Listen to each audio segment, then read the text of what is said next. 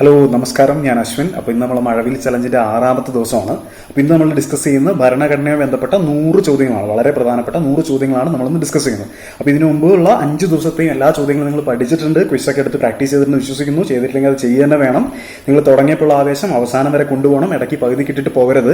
ഒരു ചൊല്ലുണ്ട്, always remember why you have started. എപ്പോഴും എന്തിനാണ് നിങ്ങൾ തുടങ്ങിയതെന്ന് ആലോചിച്ച് കഴിഞ്ഞാൽ നിങ്ങളുടെ മോട്ടിവേഷൻ നിങ്ങൾക്ക് സസ്റ്റെയിൻ ചെയ്ത് കൊണ്ടുപോകാൻ പറ്റും. അപ്പോൾ ഇതിലും അത് ആ ഒരു ടെക്നിക്ക് തന്നെ യൂസ് ചെയ്യുക. നിങ്ങൾക്ക് ചലഞ്ച് തുടങ്ങുമ്പോൾ നിങ്ങൾക്ക് ഉണ്ടായിരുന്ന ആവേശം ചലഞ്ചിന്റെ അവസാനം വരെ, ചലഞ്ച് കംപ്ലീറ്റ് ചെയ്യുന്നത് വരെ, അല്ലെങ്കിൽ അടുത്ത എക്സാമിന് അറ്റൻഡ് ചെയ്യുന്നവരെ, ഈ ചോദ്യങ്ങൾ അപ്പം വരെ, ആ എക്സാം കഴിയുന്നത് വരെ, ഓർത്തിരിക്കുന്നതിൽ വരെ നിങ്ങളെ ആ മോട്ടിവേഷൻ കീപ്പപ്പ് ചെയ്തിരിക്കുക, അതേപോലെ തന്നെ മെയിൻറ്റെയിൻ ചെയ്യാം. സോ അപ്പോൾ ഇന്ന് നമുക്ക് 100 ചോദ്യങ്ങളിലേക്ക് പോകാം. ഭരണഘടനയിൽ നിന്ന് തെരഞ്ഞെടുത്തിട്ടുള്ള 100 ചോദ്യങ്ങളാണ് നമ്മൾ ഡിസ്കസ് ചെയ്യുന്നത്. ഓരോ ചോദ്യങ്ങളും ബന്ധപ്പെട്ട് കുറച്ച് ചില അനുബന്ധ ഫാക്ടുകളൊക്കെ പറയും. കുറച്ച് സ്പീഡിലായിരിക്കും പറഞ്ഞു പോവുക. പോസ്റ്റൊക്കെ ചെയ്ത് വെച്ച്, നോട്ട് ചെയ്ത് വെച്ച്, എഴുതി വെച്ച് തന്നെ പഠിക്കുക. ഈ ചോദ്യങ്ങൾ 100 ചോദ്യങ്ങൾ നിങ്ങൾ ഉറപ്പായിട്ടും പഠിക്കണം. കാരണം ഒരു PSC ഉദ്യോഗാർത്ഥി മിനിമം അറിഞ്ഞിരിക്കേണ്ട 100 ചോദ്യങ്ങളാണ് ഇവിടെ ഡിസ്കസ് ചെയ്യുന്നത്. ഈ 100 ചോദ്യങ്ങൾ പഠിച്ചാൽ തന്നെ നിങ്ങൾക്ക് വരാൻ പോകുന്ന എക്സാമിൽ അതിന്റെ റിസൾട്ട് അല്ലെങ്കിൽ അതിന്റെ ഡിഫറൻസ് നിങ്ങൾക്ക് കാണാൻ പറ്റും. അപ്പോൾ എല്ലാവർക്കും ഓൾ ദി ബെസ്റ്റ്. നമുക്ക് ക്ലാസ്സിലേക്ക് പോവാം. അപ്പോൾ എല്ലാവർക്കും നമസ്കാരം. നമ്മുടെ മഴവിൽ ചലഞ്ചിലേക്ക് വീണ്ടും സ്വാഗതം. അപ്പോൾ ഇന്ന് ഭരണഘടനയുടെ ഏറ്റവും പ്രധാനപ്പെട്ട 100 ചോദ്യങ്ങളാണ് ഡിസ്കസ് ചെയ്യുന്നത്. അപ്പോൾ 100 ചോദ്യം വളരെ ഇമ്പോർട്ടൻ്റ് ആണ്. 100 ചോദ്യം നിങ്ങൾ എഴുതി വെച്ച് തന്നെ പഠിക്കുക, മറന്നു പോകാതിരിക്കുക, ക്വിസ് എടുത്ത് പ്രാക്ടീസ് ചെയ്ത് റിവിഷൻ ചെയ്യുക. അപ്പോൾ ആദ്യ ചോദ്യത്തിലേക്ക് നമുക്ക് കിടക്കാം. ഇന്ത്യൻ ഭരണഘടനയിൽ കൺകറന്റ് ലിസ്റ്റ് എന്ന ആശയം കടമെടുത്തത് ഏത് രാജ്യത്ത് നിന്നാണ് ചോദ്യം. ഓക്കെ, അപ്പോൾ കൺകറന്റ് ലിസ്റ്റ് എന്ന് പറഞ്ഞാൽ എന്താ? ഇന്ത്യൻ ഭരണഘടനയിൽ മൊത്തം 12 ഷെഡ്യൂളുകളുണ്ട്. അതിൽ 7ാമത്തെ ഷെഡ്യൂളുകളിൽ കേന്ദ്ര ഗവൺമെൻറ്റും സംസ്ഥാന ഗവൺമെൻറ്റുകളും തമ്മിലുള്ള അധികാരം എങ്ങനെയാണ് വിഭജിച്ചിരിക്കുന്നതെന്ന് പറയുന്ന 3 ലിസ്റ്റുകളുണ്ട്. അതിലൊന്നാണ് യൂണിയൻ ലിസ്റ്റ്, അടുത്ത സ്റ്റേറ്റ് ലിസ്റ്റ്, മൂന്നാമതാണ് കൺകറന്റ് ലിസ്റ്റ് എന്ന് പറയുന്നത്. അപ്പോൾ ഈ കൺകറന്റ് ലിസ്റ്റ് എന്ന് പറഞ്ഞ ആശയം എവിടെ നിന്നാണ് കടമെടുത്തിട്ടുള്ളത് എന്നാണ് ചോദ്യം. ഓസ്ട്രേലിയയാണ് ഉത്തരം. PSCയുടെ മുൻവർഷ ചോദ്യമാണ്. ഓസ്ട്രേലിയയിൽ കറണ്ട് ഇല്ല എന്ന് ആലോചിച്ചാൽ മതി.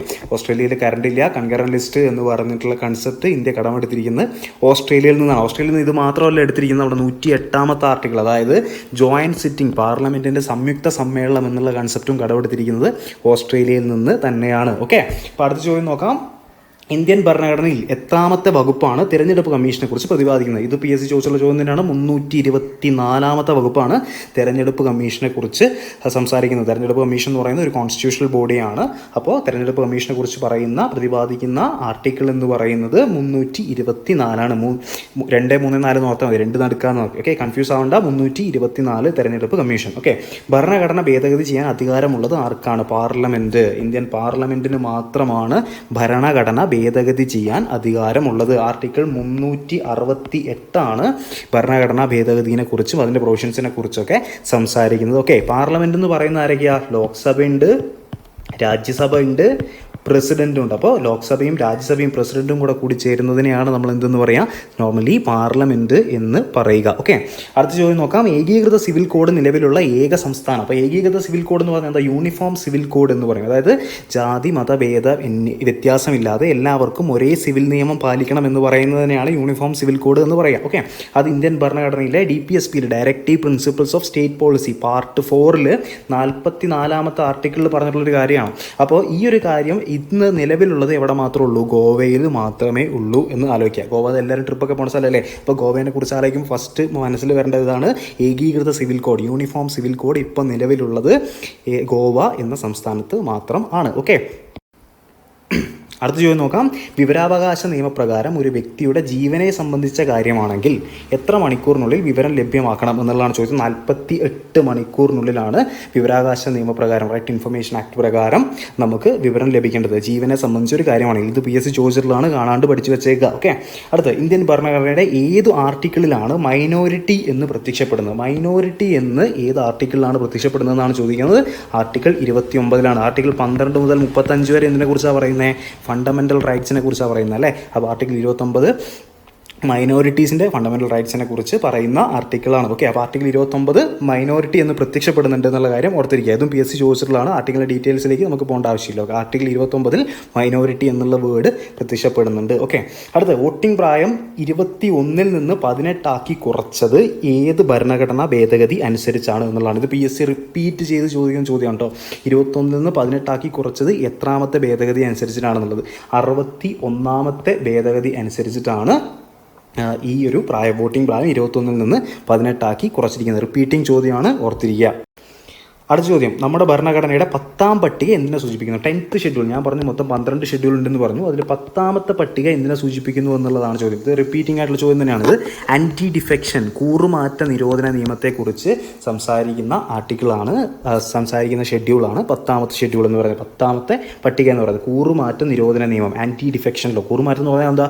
ഒരു പാർട്ടി ടിക്കറ്റിൽ നിന്ന് മത്സരിച്ചിട്ട് അതിൽ നിന്ന് ആ പൊസിഷനിൽ റിസൈൻ ചെയ്യാതെ തന്നെ പാർട്ടി മാറുന്നതിനാണ് കൂറുമാറ്റം എന്ന് പറയുക, അല്ലേ? അത് നിരോധിക്കുന്ന ഇതിനെക്കുറിച്ച് സംസാരിക്കുന്ന ഷെഡ്യൂളാണ് 10ാമത്തെ ഷെഡ്യൂൾ അല്ലെങ്കിൽ 10ാമത്തെ പട്ടിക എന്ന് പറയുന്നത്. ഇത് വന്നത് എത്രാമത്തെ അമെൻമെൻറ്റിലാണെന്നറിയോ?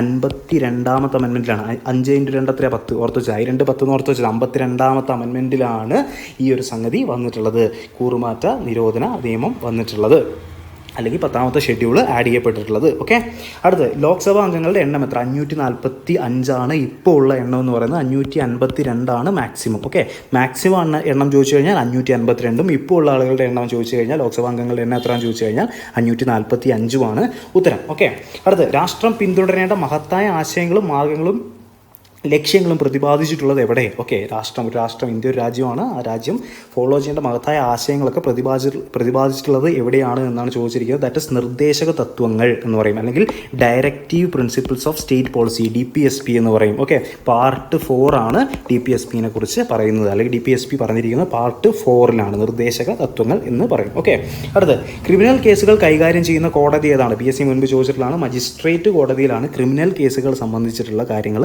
കൈകാര്യം ചെയ്യാറ് ഉള്ളത്. ഓക്കെ, അടുത്ത് ദേശീയ വനിതാ കമ്മീഷൻ രൂപീകൃതമായ വർഷം 1992 ദേശീയ വനിതാ കമ്മീഷൻ രൂപീകൃതമായത്. ഞാൻ എങ്ങനെ ഓർത്ത് വയ്ക്കുന്നതെന്ന് വെച്ച് കഴിഞ്ഞാൽ 1992 ഞാൻ ജനിച്ചത്. അന്ന് തന്നെയാണ് വനിതാ കമ്മീഷൻ രൂപം കൊണ്ടുവന്നുള്ളത്. അപ്പോൾ നിങ്ങൾക്ക് അങ്ങനെ എന്തെങ്കിലും ഉണ്ടെങ്കിൽ കണക്ട് ചെയ്ത് വെക്കുക. ദേശീയ വനിതാ കമ്മീഷൻ രൂപീകൃതമായ വർഷം 1992. ഓക്കെ, ധനബിൽ ആദ്യം അവതരിപ്പിക്കുന്നത് എവിടെ എന്നുള്ളതാണ് ചോദ്യം. ധനബിൽ മീൻസ് മണി ബിൽ അവതരിപ്പിക്കുന്നത് എവിടെ?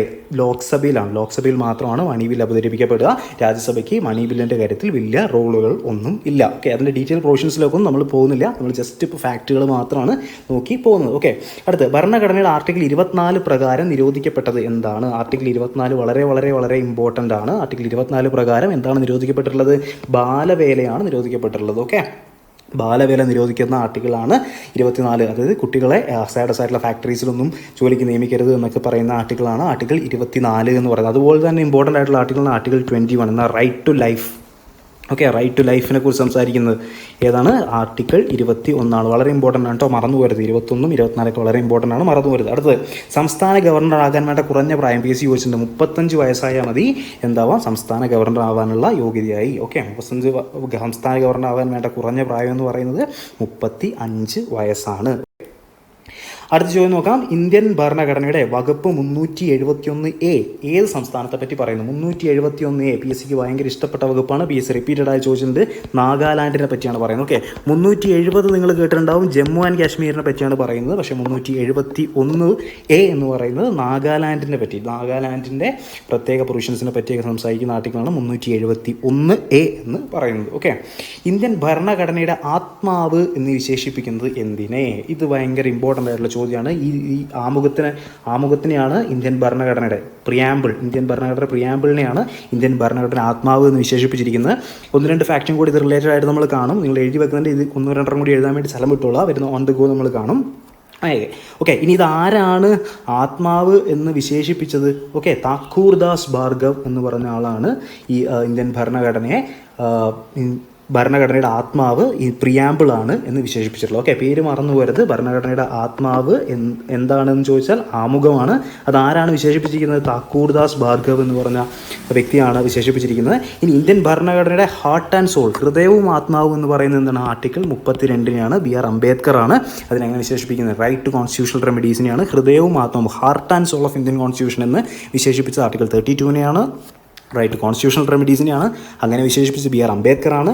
ഇവിടെ ഇന്ത്യൻ ഭരണഘടന ആത്മാവ് മാത്രം എന്ന് ചോദിച്ചു കഴിഞ്ഞാൽ അത് ആമുഖമാണ്, പ്രിയാമ്പിളാണ്. അങ്ങനെ വിശേഷിപ്പിച്ചത് താക്കൂർദാസ് ഭാർഗവാണ്. ഓക്കെ, ഭരണഘടനാ നിർമ്മാണ സഭ ഇന്ത്യയുടെ ഭരണഘടന അംഗീകരിച്ച തീയതി? Very very important question.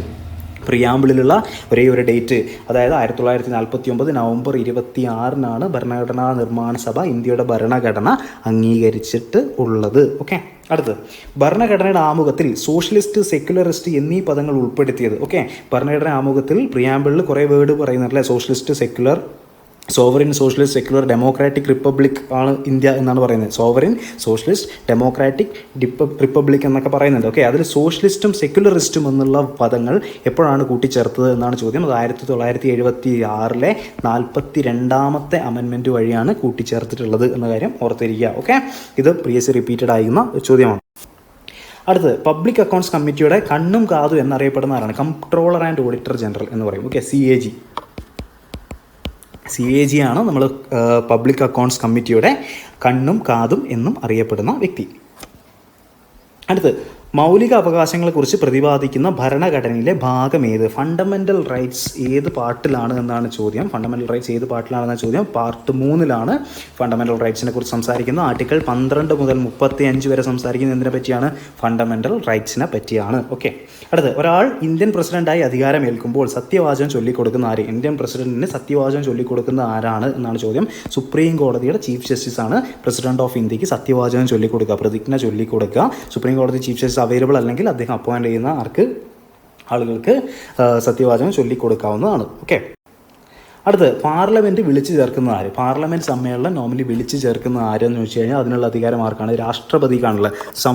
സമ്മണിങ് and പ്രൊറിഗേഷൻ എന്നാണ് പറയുക. പാർലമെൻറ്റ് വിളിച്ചു ചേർക്കുക, പാർലമെൻറ്റ് എന്താ പറയുക, സമ്മേളനം നിർത്തിവെക്കുക, ഇതിനൊക്കെയുള്ള അധികാരം ആർക്കാണ്?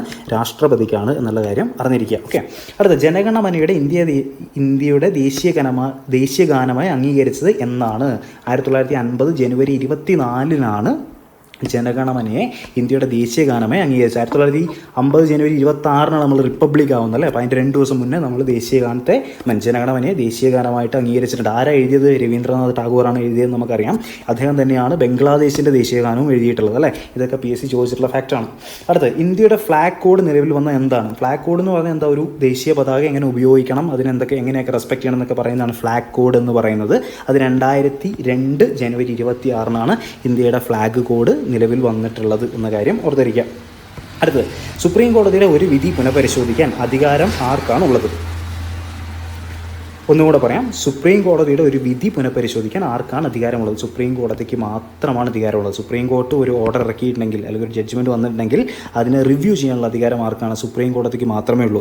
അതിൽ തന്നെ ഡിവിഷൻ ബെഞ്ച്, കോൺസ്റ്റിറ്റ്യൂഷണൽ ബെഞ്ച് എന്നൊക്കെ പറഞ്ഞിട്ട് പല ബെഞ്ചുകളുണ്ട്. അങ്ങനെ ഓരോ ബെഞ്ചിൻ്റെ ലെവൽ അനുസരിച്ചിട്ടാണ് പിന്നെ അത് റിവ്യൂ ഒക്കെ നടക്കുക. നമുക്കതിൻ്റെ ഡെപ്തിലേക്ക് പോകണ്ട. ഇത് PSC ചോദിച്ചുള്ള ചോദ്യമാണ്. ഒരു സുപ്രീം കോടതിയുടെ വിധി പുനഃപരിശോധിക്കാനുള്ള അവകാശം ആർക്കാണ്? സുപ്രീം കോടതിക്ക് തന്നെയാണ്. ഓപ്ഷനിൽ പ്രസിഡന്റ് എന്നൊന്നും കണ്ടു കഴിഞ്ഞാൽ അത് കുത്തിക്കളയരുത്. ഓക്കെ, അടുത്ത ചോദ്യം നോക്കാം. പാർലമെൻറ്റിൻ്റെ സംയുക്ത സമ്മേളനത്തിൽ അധ്യക്ഷത വഹിക്കുന്നത്? ഇത് PSCക്ക് ഏറ്റവും പ്രിയപ്പെട്ട ക്വസ്റ്റൻ ആണെന്ന് തോന്നുന്നു കേട്ടോ. പല തവണ റിപ്പീറ്റ് ചെയ്തിട്ടുണ്ട്. ജോയിൻറ്റ് സിറ്റിങ്ങിൽ അധ്യക്ഷത വഹിക്കുന്നത് ആരാണ് എന്നുള്ളതാണ് ചോദ്യം. ലോക്സഭാ സ്പീക്കറാണ് അധ്യക്ഷത വഹിക്കുക. ഓക്കെ, സ്പീക്കറാണ് ജോയിൻറ്റ് സിറ്റിങ്ങിൽ അല്ലെങ്കിൽ സംയുക്ത സമ്മേളനത്തിൽ അധ്യക്ഷത വഹിക്കുന്നത്. ഈ സംയുക്ത സമ്മേളനത്തിൻ്റെ കൺസെപ്റ്റ് എവിടെ നിന്നാണ് എടുത്തതെന്ന് നമ്മൾ പറഞ്ഞേ? ഓസ്ട്രേലിയയിൽ നിന്നാണ് എടുത്തതെന്ന് നമ്മൾ മുമ്പ് പറഞ്ഞിരുന്നു. എപ്പോഴാണ്? 108ാമത്തെ ആർട്ടിക്കിൾ അല്ലേ. ഓക്കെ, അടുത്ത് പൗരത്വത്തെക്കുറിച്ച് പ്രതിപാദിക്കുന്ന ഭരണഘടന ആർട്ടിക്കിൾ ഏത്? പൗരത്വം സംബന്ധിച്ച് ഒരുപാട് വാർത്തകൾ ഈ അടുത്ത് പത്രങ്ങളിൽ TV യിലൊക്കെ ആയിട്ട് നമ്മൾ കണ്ടിട്ടുണ്ട്. അപ്പോൾ എക്സ്പ്ലിസിറ്റ് ആയിട്ടൊരു ചോദ്യം വന്നില്ലെങ്കിലും കറണ്ട് അഫെയർ റിലേറ്റഡ് ആയിട്ട് ഇങ്ങനെ എന്തെങ്കിലുമൊക്കെ ചോദിക്കാനുള്ള സാധ്യതയുണ്ട്. പൗരത്വത്തെ പ്രതിപാദിക്കുന്ന ഭരണഘടന ആർട്ടിക്കിൾ ഏത്? 5 മുതൽ 11 വരെയാണ് പൗരത്വത്തെ പറ്റി പ്രതിപാദിക്കുന്ന ആർട്ടിക്കിളുകൾ എന്ന് പറയുന്നത്. പാർട്ട് 2 രണ്ടാമത്തെ ഭാഗം 2 ഭരണഘടനയിലെ പൗരത്വത്തെക്കുറിച്ച് സംസാരിക്കുന്ന ആർട്ടിക്കിളുകൾ ഉൾപ്പെടുത്തിയിരിക്കുന്നത്. ഓക്കെ, അടുത്ത ഇന്ത്യൻ ഭരണഘടനയിൽ മൗലിക കടമകൾ നിലവിൽ വന്നത് എപ്പോൾ? ഒന്നുകൂടെ ചോദിക്കാൻ നോയ്സ് വന്നിട്ടുണ്ടാവും. ഇന്ത്യൻ ഭരണഘടനയിൽ മൗലിക കടമകൾ നിലവിൽ വന്നപ്പോൾ? മൗലിക കടമകൾ എന്ന് പറയുമ്പോൾ എന്താ? ഫണ്ടമെൻ്റൽ ഡ്യൂട്ടീസ് അല്ലേ. ഫണ്ടമെൻ്റൽ ഡ്യൂട്ടീസ് നിലവിൽ വന്നത് എപ്പോൾ? 1976 വന്നത്. 1976 ഒരു പ്രത്യേകത എന്താ? 42ാമത്തെ അമെൻമെൻറ്റ് വന്നിട്ടുണ്ട് അല്ലേ. ഈ 42ാമത്തെ അമെൻമെൻറ്റിനെയാണ് മിനി കോൺസ്റ്റിറ്റ്യൂഷൻ ഓഫ് ഇന്ത്യ എന്ന് പറയുന്നത്. മിനി കോൺസ്റ്റിറ്റ്യൂഷൻ ഓഫ് ഇന്ത്യ എന്ന് പറയുന്നത് ഇതാണ്. 42ാമത്തെ അമെൻമെൻറ്റിനെയാണ് അത് കൊണ്ടുവന്നിരിക്കുന്നത്. ഫണ്ടമെൻ്റൽ ഡ്യൂട്ടീസിനെ കൊണ്ടുവന്നിട്ടുണ്ട് 1976. ഫണ്ടമെൻ്റൽ ഡ്യൂട്ടീസ് ഏത് പാർട്ടിലാണെന്നറിയോ? പാർട്ട് 4A ആണ് ഫണ്ടമെൻ്റൽ ഡ്യൂട്ടീസിനെ കുറിച്ച് സംസാരിക്കുന്നത്, മൗലിക കടമകളെക്കുറിച്ച് സംസാരിക്കുന്നത്. അതിലൊറ്റൊരു ആർട്ടിക്കിളേ ഉള്ളൂ, ആർട്ടിക്കിൾ 51A. അപ്പോൾ ചോദ്യങ്ങൾ പലത് വരാം.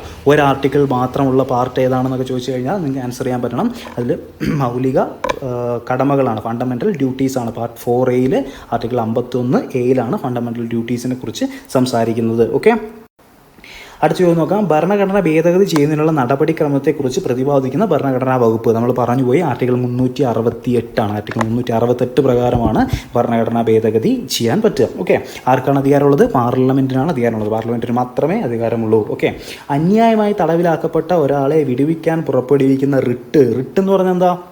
ആർട്ടിക്കിൾ 32 ഫണ്ടമെൻ്റൽ റൈറ്റ്സിൻ്റെ അകത്തുള്ളതാണ്. Heart and soul of Indian constitution എന്ന് BR അംബേദ്കർ പറഞ്ഞ സാധനം എന്താണത്? Right to constitutional remedies. Fundamental right ഉണ്ടായാൽ മാത്രം പോരാ, അത് നമുക്ക് എൻഷുർ ചെയ്ത് കിട്ടുകയും വേണം. അതിനുവേണ്ടി കോൺസ്റ്റിറ്റ്യൂഷനിൽ പല മെത്തേഡ്സ് പറഞ്ഞിട്ടുണ്ട്. അതിലൊന്നാണ് റിട്ട് എന്ന് പറയുന്നത്. റിട്ടുകൾ പലതരത്തിലുണ്ട്. ഹേബിയസ് കോർപ്പസ് ഉണ്ട്, മാൻഡമസ് ഉണ്ട്, കോവാറൻഡോ ഉണ്ട്, സെർഷ്യോററി ഒക്കെ ഉണ്ട്. അതിലേറ്റവും ഇമ്പോർട്ടൻ്റ് ആയിട്ട് PSC റിപ്പീറ്റഡ് ആയിട്ട് ചോദിക്കുന്ന സാധനം ഹേബിയസ് കോർപ്പസ് ആണ്. അത് പേഴ്സണൽ സ്വാതന്ത്ര്യം അല്ലെങ്കിൽ പേഴ്സണൽ റൈറ്റ്, വ്യക്തി സ്വാതന്ത്ര്യത്തിനെയൊക്കെ സപ്പോർട്ട് ചെയ്യുന്ന സാധനമാണ് ഹേബിയസ് കോർപ്പസ് എന്ന് പറയുന്നത്. സോ അന്യായമായി തടവിലാക്കപ്പെട്ട നിങ്ങൾ ആരെങ്കിലും പിടിച്ചുകൊണ്ട് പോയി കഴിഞ്ഞാൽ തിരിച്ചു കൊണ്ടുവരാൻ വേണ്ടി നിങ്ങളെ വീട്ടുകാർ ഫയൽ ചെയ്യുന്ന സാധനം എന്തായിരിക്കും? ഹേബിയസ് കോർപ്പസ് റിട്ട് ആയിരിക്കും. ഓക്കെ, പ്രൊഡ്യൂസ് ദ ബോഡി എന്നാണ് അതിൻ്റെ മീനിങ് വരിക. ഓക്കെ, അടുത്ത് ഇന്ത്യയുടെ രാഷ്ട്രീയ ജാതകം എന്ന് വിളിക്കപ്പെടുന്നത് ഭരണഘടനയുടെ ഏത് ഭാഗത്തെയാണ്? എഗെയിൻ ഞാൻ നേരത്തെ കുറച്ച് സ്ഥലം ഇടാൻ പറഞ്ഞില്ലായിരുന്നു ആമുഖത്തിനെ പറ്റി എഴുതാൻ വേണ്ടിയിട്ട്. അതിൽ ഒന്നും കൂടെ എഴുതിക്കൊള്ളാം. ഇന്ത്യയുടെ രാഷ്ട്രീയ ജാതകം എന്നറിയപ്പെടുന്നത് എന്ത് തന്നെയാണ്? ആമുഖം തന്നെയാണ്. Okay, political horoscope Indian constitution എന്ന് വിളിക്കപ്പെട്ടത്, പൊളിറ്റിക്കൽ ഹോറോസ്കോപ്പ് ഓഫ് ഇന്ത്യ എന്ന് വിളിക്കപ്പെട്ടത് പ്രിയാമ്പിളാണ്, ആമുഖമാണ്. അത് ആരാ വിളിച്ചത്? KN മുൻഷിയാണ് വിളിച്ചിട്ടുള്ളത്. ഓക്കെ, KN മുൻഷിയാണ് അങ്ങനെ വിളിച്ചിട്ടുള്ളത്.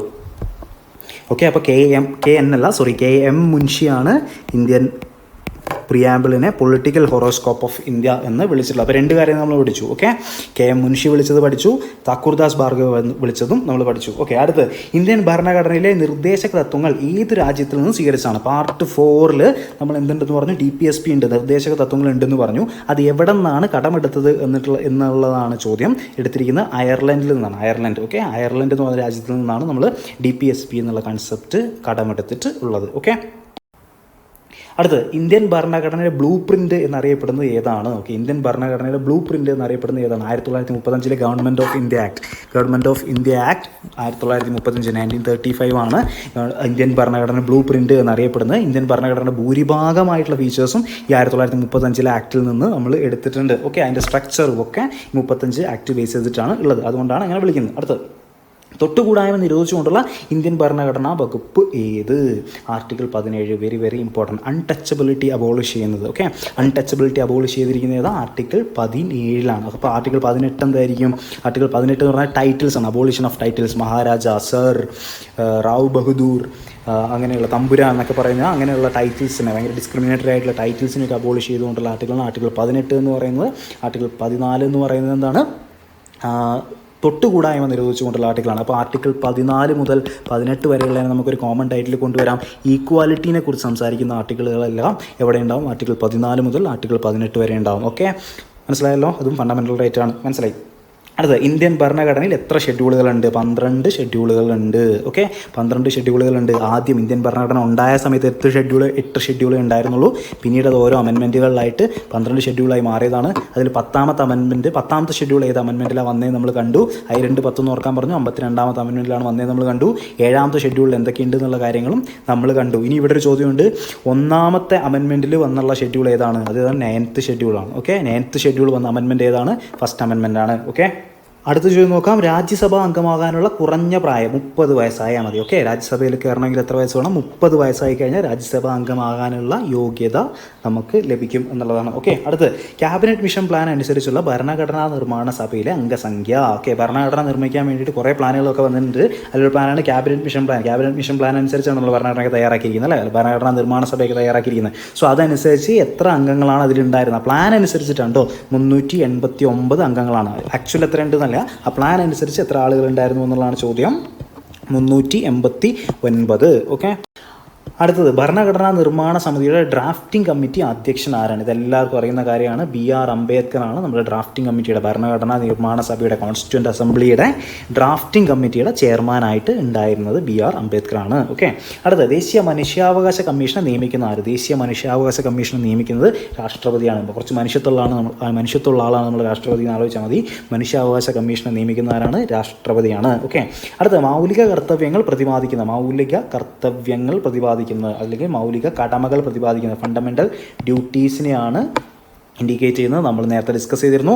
ഭാഗം 4A പാർട്ട് 4A ഫണ്ടമെൻ്റൽ ഡ്യൂട്ടീസിനെ പറ്റി ഡിസ്കസ് ചെയ്യുന്നത്. അടുത്ത് സർക്കാരിൻ്റെ വരവ് ചിലവ് കണക്കുകൾ പരിശോധിക്കാൻ നിയമിതനായ ഉദ്യോഗസ്ഥൻ കംട്രോളർ ആൻഡ് ഓഡിറ്റർ ജനറലാണ്. സർക്കാരിൻ്റെ വരവ് ചിലവ് കണക്കുകൾ പരിശോധിക്കാൻ നിയമിതനായ ഉദ്യോഗസ്ഥൻ. ഇദ്ദേഹത്തെ പറ്റി വേറൊരു ഫാക്റ്റ് നമ്മൾ തൊട്ട് മുമ്പ് കണ്ടായിരുന്നു. ഇദ്ദേഹത്തിനെ പബ്ലിക് അക്കൗണ്ട്സ് കമ്മിറ്റിയുടെ കണ്ണും കാതും എന്നൊക്കെ വിളിക്കുന്നുണ്ടെന്നുള്ള കാര്യം നമ്മൾ കണ്ടായിരുന്നു. അടുത്തത് ലോക്സഭയിൽ പട്ടികജാതി പട്ടികവർഗ ജനവിഭാഗങ്ങൾക്കായി സീറ്റുകൾ സംവരണം ചെയ്തിരിക്കുന്നതുമായി ബന്ധപ്പെട്ട അനുച്ഛേദം 330. പട്ടികജാതി പട്ടികവർഗ ജനവിഭാഗങ്ങൾക്ക് സീറ്റുകൾ ലോക്സഭയിൽ സംവരണം ചെയ്തിരിക്കുന്നതിനെ പറ്റി പ്രതിപാദിക്കുന്ന ആർട്ടിക്കിളാണ് ആർട്ടിക്കിൾ 330 എന്ന് പറയുന്നത്. ഓക്കെ, അടുത്ത് ഇതൊക്കെ നിങ്ങൾ എന്താ പറയുക കാണാണ്ടങ്ങോട്ട് പഠിച്ച് വെച്ച് നോക്കുക. എന്തായാലും ചലഞ്ചൊക്കെ എടുക്കുന്നതല്ല. അപ്പോൾ ഇത് ക്ലാസ് കേൾക്കുന്നു, പോയിട്ട് ക്യൂസ് അറ്റൻഡ് ചെയ്യുന്നു, മെഗാ ചലഞ്ചിലും കൂടെ ഇത് വന്നു കഴിഞ്ഞാൽ സെറ്റ്, ഇന്നൊരിക്കലും മറക്കത്തില്ല. ഓക്കെ, അടുത്ത് ഹൈക്കോടതി ജഡ്ജിമാരെ നിയമിക്കുന്ന ആര്? രാഷ്ട്രപതി. ഒബ്വിയസ്ലി ഇത് ഇവിടെ നിങ്ങൾക്ക് കൺഫ്യൂഷൻ വരാൻ സാധ്യതയുണ്ട്. ഹൈക്കോടതി അല്ലേ എന്നുള്ളത്. ഹൈക്കോടതി ജഡ്ജി ആണെങ്കിലും സുപ്രീം കോടതി ജഡ്ജി ആണെങ്കിലും നിയമിക്കുന്ന ആരാണ്? രാഷ്ട്രപതി തന്നെയാണ്. ഓക്കെ, ഞാൻ ഇൻട്രൊഡക്ഷനിൽ പറഞ്ഞതുപോലെ always remember why you have started. എന്തിനു വേണ്ടിയാണ് നിങ്ങൾ തുടങ്ങിയത് ഇപ്പോൾ ആലോചിക്കുക. അപ്പോൾ നിങ്ങളുടെ മോട്ടിവേഷൻ തീർന്നു പോകുമ്പോൾ അങ്ങനെ ആലോചിച്ച് കഴിയുമ്പോൾ നിങ്ങൾക്ക് പിന്നെയും കുറച്ചും കൂടെ വർക്ക് ചെയ്യാനുള്ളൊരു ആവേശം കിട്ടും. കാരണം നിങ്ങൾക്ക് തുടങ്ങുമ്പോൾ കുറേ ചിന്തകളും കുറേ അഭിലാഷങ്ങളും കുറേ വിഷൻസും കുറേ സ്വപ്നങ്ങളൊക്കെ ഉണ്ടാവും അല്ലേ. കുറേ കഴിയുമ്പോൾ അത് മറന്നു പോകുന്നതുകൊണ്ടാണ് നമ്മളെ മോട്ടിവേഷൻ നഷ്ടപ്പെട്ടു പോകുന്നത്. അപ്പോൾ ഇടയ്ക്ക് വൈ യു ഹാവ് സ്റ്റാർട്ടഡ് എന്ന് ആലോചിച്ച് കഴിഞ്ഞാൽ ആ മോട്ടിവേഷൻ നിങ്ങൾക്ക് കണ്ടിന്യൂ ചെയ്ത് കൊണ്ടുപോകാൻ പറ്റും. ഓക്കെ, അടുത്ത് ചൂഷണത്തിനെതിരെ ഇന്ത്യൻ ഭരണഘടനയിൽ പറഞ്ഞിരിക്കുന്ന വകുപ്പുകൾ ഏതെല്ലാം? 23ഉം 24. Very very important. 24 ഏതാ നമ്മൾ കണ്ടു? ബാലവേല നിരോധിക്കുന്നതാണ് നമ്മൾ കണ്ടു. അപ്പോൾ 23 എന്തായിരിക്കും?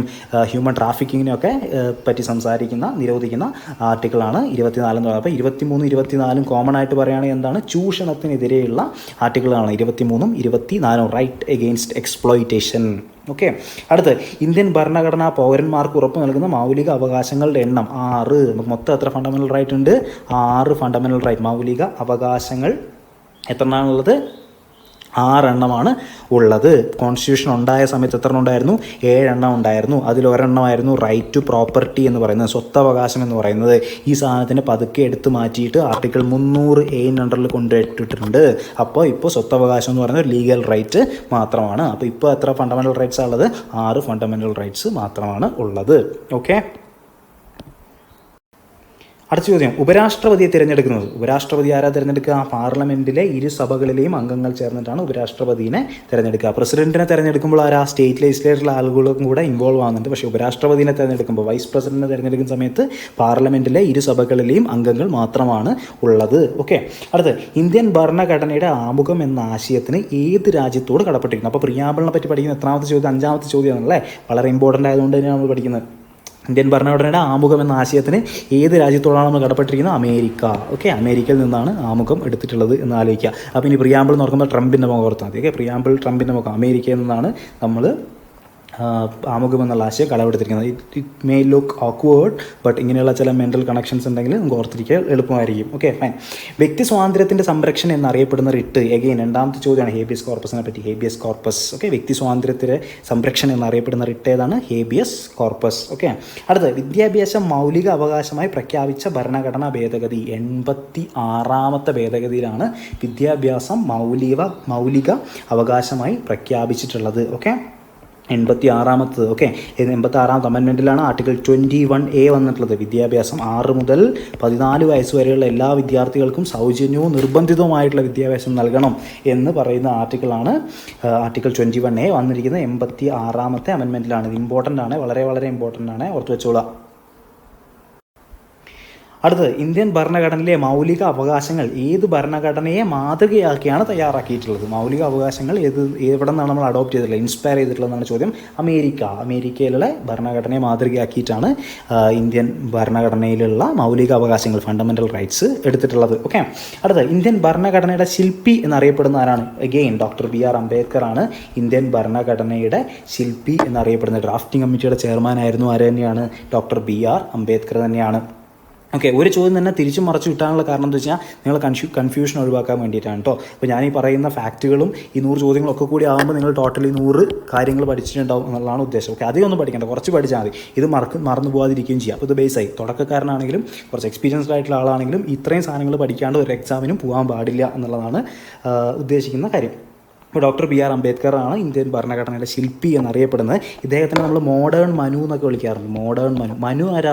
മനുസ്മൃതി എന്ന് കേട്ടിട്ടുണ്ടോ നിങ്ങൾ? മനുസ്മൃതി എന്ന് പറഞ്ഞാൽ പഴയ സനാതന ധർമ്മമൊക്കെ എഴുതിയിട്ടുള്ളതാണ്. ഇന്ത്യയുടെ പഴയ സംസ്കാരത്തിലുള്ള നിയമസംഹിതനാണ് മനുസ്മൃതി എന്നൊക്കെ പറയാം. അതിൽ വേദം കേൾക്കുന്നതിൻ്റെ ചെവിയിൽ ഈയ്ക്ക് ഒഴിക്കണം എന്നുള്ള കാര്യങ്ങളൊക്കെ എഴുതിയിട്ടുണ്ട്. അപ്പോൾ ഈ മനുസ്മൃതിയാണ് ഇന്ത്യയിലെ പഴയ ഒരു നിയമസംഹിത എന്നുള്ളൊരു വിശ്വാസമുണ്ട്. അത് നല്ല നിയമസംഹിതയാണെന്ന് ഞാൻ ഒരിക്കലും വിശ്വസിക്കുന്നില്ല. അപ്പോൾ ഈ ഒരു മനുസ്മൃതി പോലെ തന്നെ ഇന്ത്യയുടെ പുതിയ ഭരണഘടന ഉണ്ടാക്കിയതുകൊണ്ടാണ് അംബേദ്കറിനെ BR അംബേദ്കർ എന്ന് വിളിക്കുക, അംബേദ്കറിനെ മോഡേൺ മനു എന്ന് വിളിക്കുന്നത്. പക്ഷേ അദ്ദേഹം കേക്ക് വിളിച്ചാൽ ചിലപ്പോൾ അടി കിട്ടും. കാരണം അദ്ദേഹം പ്രതിഷേധത്തിൻ്റെ ഭാഗമായിട്ട് മനുസ്മൃതി പബ്ലിക്കായിട്ട് കത്തിക്കുകയൊക്കെ ചെയ്തിട്ടുണ്ട്. അദ്ദേഹം അൻഹിലേഷൻ ഓഫ് കാസ്റ്റ് എന്നുള്ള പുസ്തകമൊക്കെ എഴുതി അങ്ങനെ ഒരുപാട് പ്രവർത്തിച്ചിട്ടുള്ള ഒരു വ്യക്തിയാണ്. അധികം ഞാൻ സംസാരിക്കുന്നില്ല. ഓക്കെ, അപ്പോൾ BR അംബേദ്കറിനെ മോഡേൺ മനു എന്നും കൂടി അറിയപ്പെടുന്നുണ്ട്. അടുത്ത് മൗലിക അവകാശങ്ങളിൽ നിന്ന് സ്വകാര്യ സ്വത്തിനുള്ള അവകാശം എടുത്തു മാറ്റിയത് ഏത് ഭരണഘടനാ ഭേദഗതിയിലൂടെയാണ്? ഞാൻ പറഞ്ഞു 7 ഫണ്ടമെൻ്റൽ റൈറ്റ് ഉണ്ടായിരുന്നതിൽ ഇപ്പോൾ 6 ഉള്ളൂ. ഒരെണ്ണം നമ്മൾ എടുത്ത് 300A അണ്ടറിൽ കൊണ്ടിട്ടിട്ടുണ്ട്. സോ അത് എടുത്തു മാറ്റിയത് എത്രാമത്തെ അമെൻമെൻറ്റിലാണെന്നാണ് ചോദ്യം. സ്വത്തവകാശത്തിനുള്ള നിയമം, സ്വകാര്യ സ്വത്തിനുള്ള അവകാശം എവിടെ നിന്നാണ് എടുത്ത് മാറ്റി ഫണ്ടമെൻ്റൽ റൈറ്റിൽ നിന്ന് മാറ്റിയത് എത്രാമത്തെ അമെൻമെൻറ്റിലാണെന്നാണ് ചോദ്യം. 44ാമത്തെ അമെൻമെൻറ്റിലാണ് എടുത്തു മാറ്റിയിട്ടുള്ളത്. ഓക്കെ, അടുത്ത് ഭരണഘടനയുടെ 330 മുതൽ 342 വരെയുള്ള വകുപ്പുകൾ പ്രതിപാദിക്കുന്ന വിഷയം ഏതാണ്? ഇത് ഞാൻ ഒറ്റ ചോദ്യമാക്കാനുള്ള കാരണം എന്താ വെച്ചാൽ PSC ഓരോ വകുപ്പും എടുത്തെടുത്ത് ചോദിച്ചിട്ടുണ്ട്. അതുകൊണ്ട് കോമൺ ആയിട്ട് ഒറ്റ ചോദ്യമാക്കിയിട്ട് നിങ്ങൾക്ക് ഓർത്തിരിക്കുക എളുപ്പത്തിന്. 330 മുതൽ 342 വരെയുള്ള വകുപ്പുകൾ പ്രതിപാദിക്കുന്ന വിഷയം പട്ടികജാതി പട്ടികവർഗ വിഭാഗങ്ങളെക്കുറിച്ചാണ്. ഓക്കെ, ഓർത്തിരിക്കുക. 330 മുതൽ 342 വരെ പട്ടികജാതി പട്ടികവർഗ വിഭാഗങ്ങളെക്കുറിച്ചാണ് സംസാരിക്കുന്നത്. ഓക്കെ, അടുത്ത് ഒരു ബിൽ നിയമമാകുന്നത് എങ്ങനെ? ഒരു ബില്ല് നിയമമാകുന്നത് എങ്ങനെയാണ്? രണ്ട് സഭകളും പാസ്സാക്കണം, ലോക്സഭയും രാജ്യസഭയും പാസ്സാക്കണം. എന്നിട്ട് ഫൈനലി രാഷ്ട്രപതി ഒപ്പുവെക്കുമ്പോഴാണ് ഒരു ബില്ല് നിയമമായിട്ട് മാറുന്നത്. അടുത്ത് 2003 89ാം ഭരണഘടനാ ഭേദഗതിയുടെ പ്രസക്തി എന്ത്? വളരെ ഇമ്പോർട്ടൻ്റ് ആയിട്ടുള്ള അമെൻമെൻ്റാണ്.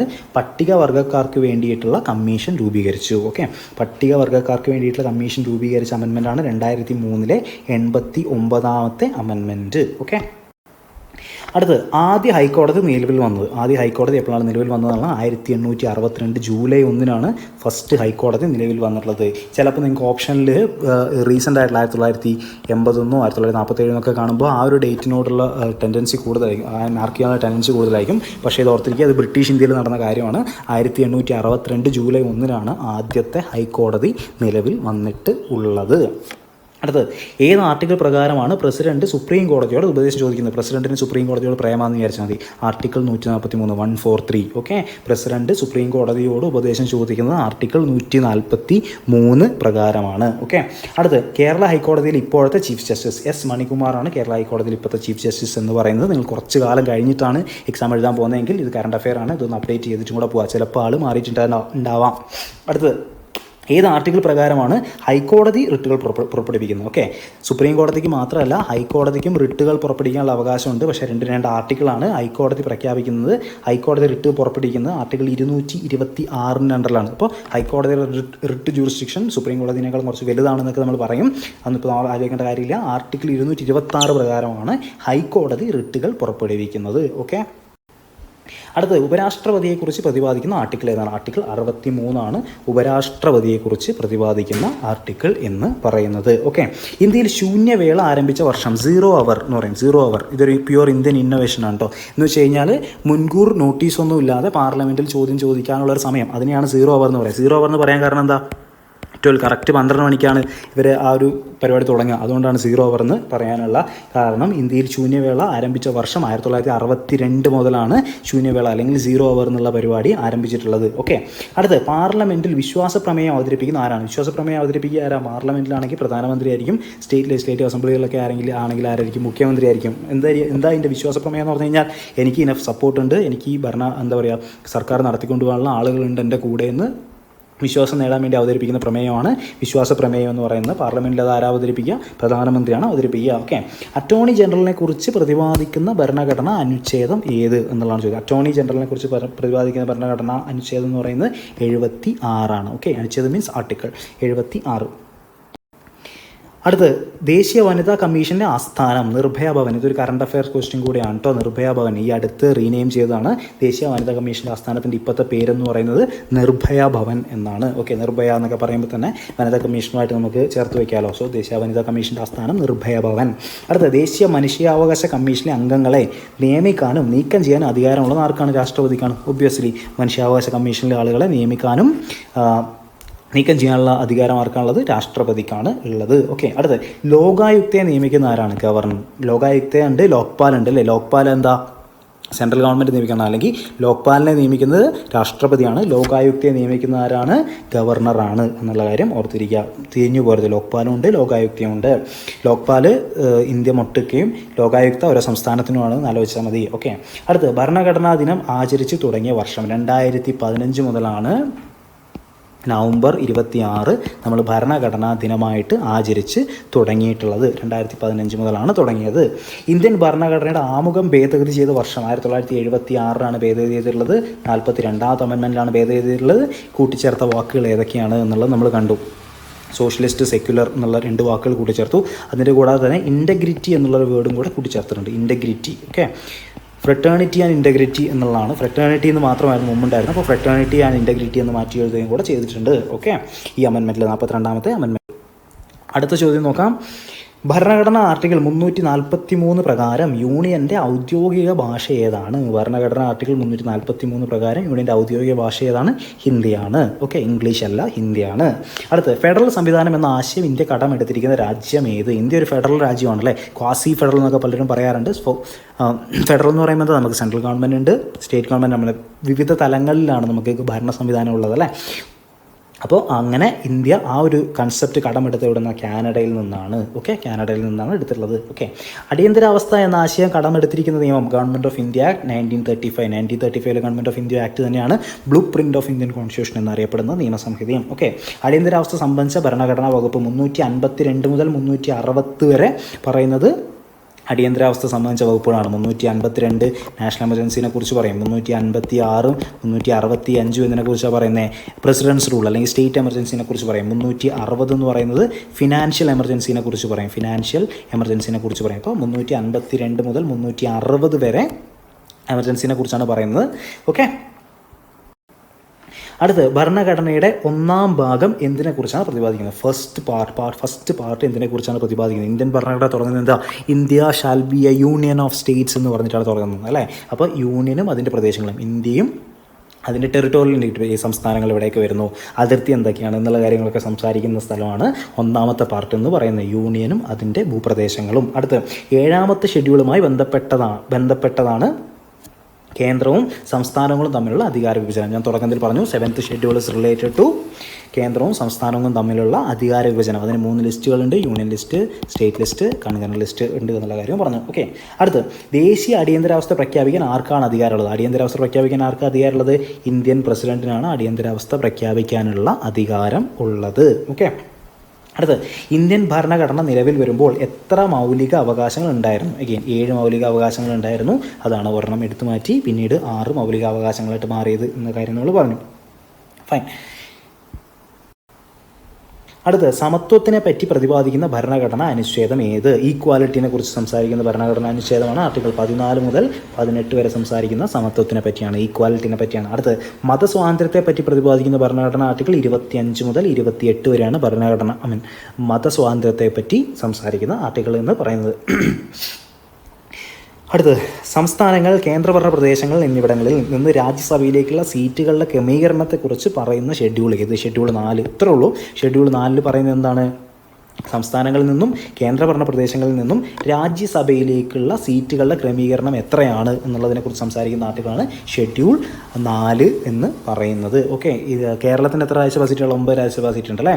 അപ്പോൾ അതിനെക്കുറിച്ചൊക്കെ പറയുന്നത് ഈ ഷെഡ്യൂൾ 4 അടുത്ത് നോക്കാം. സംസ്ഥാനങ്ങളിൽ നിന്നുള്ള രാജ്യസഭാ പ്രതിനിധികളെ തിരഞ്ഞെടുക്കുന്നത് ആരാണ്? സംസ്ഥാനങ്ങളിൽ നിന്നുള്ള രാജ്യസഭാ പ്രതിനിധികൾ ആരാ തിരഞ്ഞെടുക്കുക? സംസ്ഥാനങ്ങളിലെ നിയമസഭയിലെ തിരഞ്ഞെടുക്കപ്പെട്ട അംഗങ്ങൾ, MLAമാർ, മെമ്പർ ഓഫ് ലെജിസ്ലേറ്റീവ് അസംബ്ലീസിലെ ആളുകൾ ചേർന്നിട്ടാണ് രാജ്യസഭയിലേക്കുള്ള അംഗങ്ങളെ തിരഞ്ഞെടുക്കാറുള്ളത് എന്നുള്ള കാര്യം ഓർത്തിരിക്കുക. അടുത്ത് ഇന്ത്യൻ ഭരണഘടനയുടെ 8-ാം പട്ടികയിൽ ഉൾപ്പെട്ട വിദേശ ഭാഷ.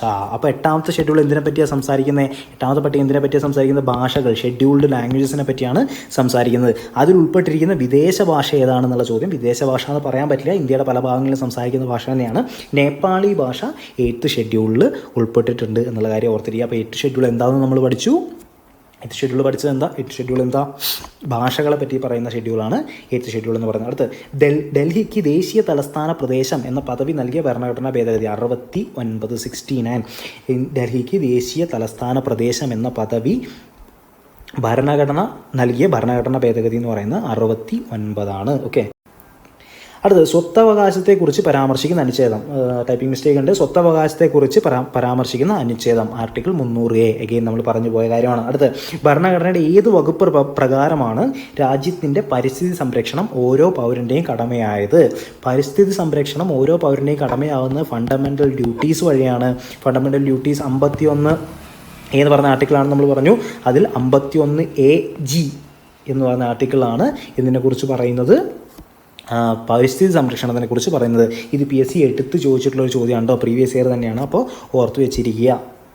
അടുത്ത് ഇന്ത്യൻ ഭരണഘടനാ നിർമ്മാണ സമിതിയുടെ ഉപദേഷ്ടാവായിരുന്നത് BN റാവു ആണ്. ഇന്ത്യൻ ഭരണഘടനാ നിർമ്മാണ സമിതി കോൺസ്റ്റിറ്റ്യൂവൻ്റ് അസംബ്ലിയുടെ ഉപദേഷ്ടാവ് അല്ലെങ്കിൽ അഡ്വൈസറായിട്ട് ഉണ്ടായിരുന്നത്. ഇദ്ദേഹം ഒരുപാട് കഷ്ടപ്പെട്ടിട്ടുണ്ട്. ഇദ്ദേഹം പല രാജ്യങ്ങളിൽ ട്രാവൽ ചെയ്തു, പല കോൺസ്റ്റിറ്റ്യൂഷൻ പഠിച്ചു. അപ്പോൾ നമ്മൾ ഭരണഘടനയിൽ ഏറ്റവും കൂടുതൽ ഒരു അംബേദ്കറിന് കൊടുക്കുന്നതിനോടൊപ്പം തന്നെ സ്ഥാനം കൊടുക്കണമെന്ന് പലരും വാദിക്കുന്ന ഒരാളാണ് BN റാവു. ഒരു സിവിൽ സർവൻ്റാണ്, പഴയ ഒരു സിവിൽ സർവൻ്റാണ്.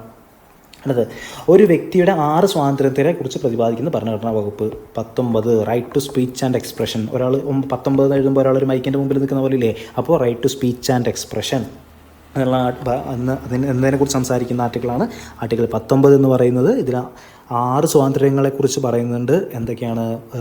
അഭിപ്രായ സ്വാതന്ത്ര്യമുണ്ട്, സംഘം ചേരാനുള്ള സ്വാതന്ത്ര്യമുണ്ട്, ഡെമോൺസ്ട്രേഷൻസ് നടത്താനുള്ള സ്വാതന്ത്ര്യമുണ്ട്. അങ്ങനെയുള്ള 6 സ്വാതന്ത്ര്യങ്ങളെക്കുറിച്ച് പറയുന്ന ഭരണഘടനാ വകുപ്പാണ് ആർട്ടിക്കിൾ 19 എന്ന് പറയുന്നത്. അടുത്തത് ക്യാബിനറ്റ് മിഷനെ നിയമിച്ചത് ആര്? Clement Attlee. ക്യാബിനറ്റ് മിഷൻ പ്രകാരമാണ് ഇന്ത്യ ഭരണഘടനാ നിയമനിർമ്മാണ സഭയൊക്കെ ഉണ്ടായിട്ടുള്ളത് അല്ലേ. അപ്പോൾ ക്യാബിനറ്റ് മിഷനെ നിയമിച്ചത് ആരാണ്? ക്ലെമൻ്റ് ആറ്റ്ലി എന്നത് ബ്രിട്ടീഷ് പ്രധാനമന്ത്രിയായിരുന്ന ക്ലെമൻ്റ് ആറ്റ്ലി. ഓക്കെ. അടുത്ത് ആധുനിക മനു എന്നറിയപ്പെടുന്ന, മോഡേൺ മനു എന്നറിയപ്പെടുന്ന ഡോക്ടർ BR അംബേദ്കർ എന്തുകൊണ്ടാണെന്നുള്ള കാര്യങ്ങളൊക്കെ നമ്മൾ നേരത്തെ പറഞ്ഞുപോയി. അടുത്ത ലോകത്തിലെ ഏറ്റവും വലിയ ലിഖിത ഭരണഘടനയുള്ള രാജ്യം, ഇത് നിങ്ങൾ ഈ തുറക്കത്തിൽ ചോദിച്ചാലും അറിഞ്ഞിരിക്കണം, ഇന്ത്യയാണ്. PSC ചിലപ്പെടുത്ത് ചോദിച്ചെന്ന് വരില്ല, പക്ഷേ ഒരു പൗരനാകുന്ന നിലയ്ക്ക് നമ്മൾ അറിഞ്ഞിരിക്കുന്നതാണ്. ലോകത്തിലെ ഏറ്റവും വലിയ ലിഖിത ഭരണഘടനയുള്ള രാജ്യങ്ങളിലൊന്ന് രാജ്യം ഇന്ത്യയാണ്. Okay. Lengthiest written constitution of the world ആണ്. നമുക്ക് എന്തൊക്കെയുള്ള 12 ഷെഡ്യൂളുണ്ട്. 400 അടുത്ത് ആർട്ടിക്കിളുണ്ട്. ആർട്ടിക്കിളുടെ എണ്ണം ഇങ്ങനെ മാറിക്കൊണ്ടിരിക്കും. 400 പേർ ആർട്ടിക്കിളുണ്ട്, 10-25 പാർട്ടുണ്ട്. ഓക്കെ. അപ്പോൾ ഇതൊക്കെ ചേർന്ന് ഇന്ത്യൻ ഭരണഘടന എന്ന് പറയുന്നത് lengthiest written constitution of the world, ഏറ്റവും വലിയ ലിഖിത ഭരണഘടനയാണ്. ഓക്കെ. അടുത്ത് തുല്യ ജോലിക്ക് തുല്യ വേതനം, സൗജന്യ നിയമസഹായം എന്നിവ പ്രതിപാദിക്കുന്ന ഭരണഘടനാ ഭാഗം 4. പ്രത്യേകത എന്താ? നിർദ്ദേശക തത്വങ്ങളാണ്, DPSP. അപ്പോൾ തത്വങ്ങളിൽ എന്തായിരിക്കും? എപ്പോഴും പോളിസീസ് രാജ്യം ചെയ്യേണ്ട കാര്യങ്ങളായിരിക്കും അല്ലേ പറഞ്ഞിട്ടുണ്ടാവുക. തുല്യ വേതനം കൊടുക്കണം, സൗജന്യ നിയമസഹായം കൊടുക്കണം എന്നൊക്കെ കാര്യങ്ങൾ പറയുന്നത് ഏതാണ്? പാർട്ട് 4 DPSPയിലാണ്, നിർദ്ദേശക തത്വങ്ങളിലാണ്. പക്ഷേ ഇതിന് ലീഗൽ വാലിഡിറ്റി ജസ്റ്റീഷ്യബിൾ അല്ല ഈ ഒരു പാർട്ട് എന്നുള്ള കാര്യം ഓർത്തിരിക്കുക. അടുത്ത് ഭരണഘടനയുടെ 148 മുതൽ 151 വരെയുള്ള വകുപ്പുകൾ ആരെക്കുറിച്ച് പറയുന്നു? കംട്രോളർ ആൻഡ് ഓഡിറ്റർ ജനറലെ കുറിച്ച് പറയുന്നു. അപ്പോൾ കംട്രോളർ ആൻഡ് ഓഡിറ്റർ ജനറലെ കുറിച്ച് നമ്മൾ 3 ചോദ്യങ്ങൾ കണ്ടു. 3 ഒരുമിച്ച് എഴുതി വെച്ചിട്ട് അങ്ങ് പഠിച്ചേക്കാം. 148 മുതൽ 151 വരെയുള്ള വകുപ്പുകൾ സംസാരിക്കുന്ന ആരെ പറ്റിയാണ്? Comptroller and auditor general. അടുത്ത ഗവർണർമാരെ കുറിച്ച് പ്രതിപാദിക്കുന്ന ഭരണഘടനാ വകുപ്പ് ആർട്ടിക്കിൾ 153. ഓക്കെ. അടുത്ത ഭരണഘടനയുടെ ആമുഖത്തെ ഭരണഘടനയുടെ തിരിച്ചറിയൽ കാർഡ് എന്ന് വിശേഷിപ്പിച്ചത് ആരാണ്? അപ്പോൾ പ്രിയാമ്പിളിന് വേറൊരു വിശേഷണം കൂടി കിട്ടി, identity card of the constitution അല്ലെങ്കിൽ ഭരണഘടനയുടെ തിരിച്ചറിയൽ കാർഡ് എന്ന് വിളിച്ചിട്ടുണ്ട്. ആരാ വിളിച്ചേ? NA പൽഖിവാലയാണ് അങ്ങനെ വിളിച്ചിട്ടുള്ളത്. ഓക്കെ. ഇതൊക്കെ മറന്നു പോകാതെ ഓർത്തിരിക്കുക, കാരണം എന്താ, ഓരോന്നും PSC ചോദിച്ചിട്ടുണ്ട്, എടുത്തിട്ടുണ്ട്. അടുത്തത് ഇന്ത്യയിലെ ത്രിതല പഞ്ചായത്ത് സംവിധാനം നിർദ്ദേശിച്ച കമ്മീഷൻ. നമുക്ക് 3 ടയർ ഗവൺമെൻറ് ആണല്ലോ ഇന്ത്യയിലുള്ളത്. ഈ 3 ടയർ ഗവൺമെൻറ് നിർദ്ദേശിച്ച കമ്മീഷൻ ഏതാണ് എന്നുള്ളതാണ് ബൽവന്ത് റായ് മെഹ്ത്ത കമ്മീഷൻ. അടുത്ത് ഭരണഘടനാ നിർമ്മാണ സഭയെ ആദ്യമായി അഭിസംബോധന ചെയ്ത് സംസാരിച്ചത് ആരാണ് എന്നുള്ളതാണ് JB കൃപാലിനി. അന്നത്തെ എമിനന്റ് ലീഡറായിരുന്നു JB കൃപാലിനി. അദ്ദേഹമാണ് ആദ്യമായിട്ട് ഭരണഘടനാ നിർമ്മാണ സഭയെ അഭിസംബോധന ചെയ്ത് സംസാരിച്ചത്. ഓക്കെ. ഇന്ത്യൻ പ്രധാനമന്ത്രിയാകാൻ വേണ്ട കുറഞ്ഞ പ്രായം 25 വയസ്സുണ്ടായാൽ മതി. ഓക്കെ. ഇപ്പോൾ നിങ്ങൾക്ക് 25 വയസ്സുണ്ടെങ്കിൽ നിങ്ങൾക്ക് എന്തായി? ഇന്ത്യൻ പ്രധാനമന്ത്രി ആവാനുള്ള യോഗ്യതയായി എന്നുള്ളതാണ് കാര്യം. ഓക്കെ. അതായത് 2016 വന്ന 101ാമത്തെ കോൺസ്റ്റിറ്റ്യൂഷൻ അമെൻമെൻറ്റ് ആക്ട് എന്തുമായി ബന്ധപ്പെട്ടിരിക്കുന്നു? 2016 എന്നുള്ള തീയതി ഇമ്പോർട്ടൻ്റ് ആണ്, 101ാമത് അമെൻമെൻറ്റ് എന്നുള്ളത് ഇമ്പോർട്ടൻ്റ് ആണ്. വന്നിരിക്കുന്നതിനെ പറ്റിയ GSTനെ പറ്റി, ഗുഡ്സ് ആൻഡ് സർവീസ് ടാക്സസിനെ പറ്റി പറയുന്ന അമെൻമെൻറ്റാണ് 2016 വന്ന് 101ാമത് അമെൻമെൻറ്റ്. വളരെ ഇമ്പോർട്ടൻ്റ് ആണ് കേട്ടോ, കാരണം KSന് വരെ ക്വസ്റ്റ്യൻ പേപ്പറിൽ വരെ ഈ ഒരു ചോദ്യം വന്നിരുന്നു. അടുത്തത് 2018 വന്ന 102ാമത്തെ അമെൻമെൻറ്റ്. ഞാൻ ഈ പറയുന്ന അമെൻമെൻറ്റുകളല്ല, 101, 102, 103 അമെൻമെൻറ്റുകൾ ഇമ്പോർട്ടൻ്റ് ആണ്. കറണ്ട് അഫെയറിൻ്റെ ഭാഗമായിട്ട് എന്തായാലും ഇതിൽ ഏതെങ്കിലും ഒന്ന് PSC ഉറപ്പായിട്ടും ചോദിച്ചിരിക്കും വരാൻ പോകുന്ന എക്സാമിൽ നിന്നുള്ള ഷുവറാണ്. അപ്പോൾ 2018 വന്ന 102ാമത്തെ കോൺസ്റ്റിറ്റ്യൂഷൻ അമെൻമെൻറ്റ് ആക്ട് എന്തുമായി ബന്ധപ്പെട്ടിരിക്കുന്നു? പിന്നോക്ക വിഭാഗങ്ങൾക്കായി ദേശീയ commission, okay, national commission for backward classes NCBC കൊണ്ടുവന്ന് 102ാമത്തെ അമെൻമെൻറ്റാണ്. വളരെ ഇമ്പോർട്ടൻ്റ് ആണ്, ഒരിക്കലും മറന്നു പോരുന്നത്. അടുത്ത 2019 വന്ന 103ാമത്തെ കോൺസ്റ്റിറ്റ്യൂഷൻ അമെൻമെൻറ്റ് ആക്ട് എന്തുമായി ബന്ധപ്പെട്ടിരിക്കുന്നു. സമൂഹത്തിലെ സാമ്പത്തിക ദുർബല വിഭാഗങ്ങൾക്കുള്ള സംവരണം, സമൂഹത്തിലെ സാമ്പത്തിക ദുർബല വിഭാഗങ്ങൾക്കുള്ള സംവരണവുമായി ബന്ധപ്പെട്ട് വന്നിട്ടുള്ള അമെൻമെൻറ്റാണ് 2019 വന്നിട്ടുള്ള 103ാമത്തെ അമെൻമെൻറ്റ് എന്ന് പറയുന്നത്. ഇപ്പോൾ നമ്മൾ 100 ചോദ്യങ്ങൾ കണ്ടു, 100 ചോദ്യങ്ങളും കണ്ടു, അതിനോടനുബന്ധിച്ച് കുറച്ച് ഫാക്റ്റുകൾ കണ്ടു. ചില ചോദ്യങ്ങൾ എന്താ പറയുക തിരിച്ചും മറിച്ചൊക്കെ ഇട്ട് ചോദിച്ചിട്ടുണ്ട്.